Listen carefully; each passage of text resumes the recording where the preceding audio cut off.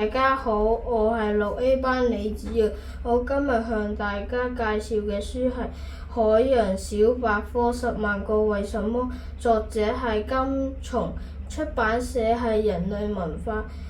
圖書類別係科學漫畫。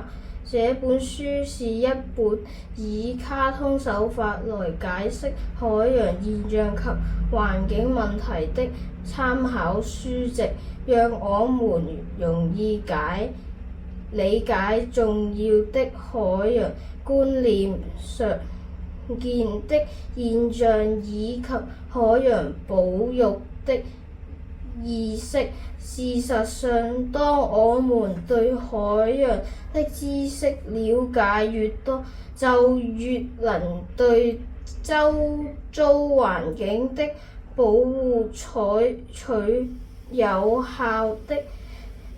措施。如果這本書有10分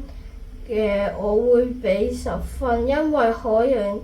健康與地球和人類生活息息相關，所以人類應該對海洋要有一定的認識。我今日嘅介紹嚟到呢度，多謝。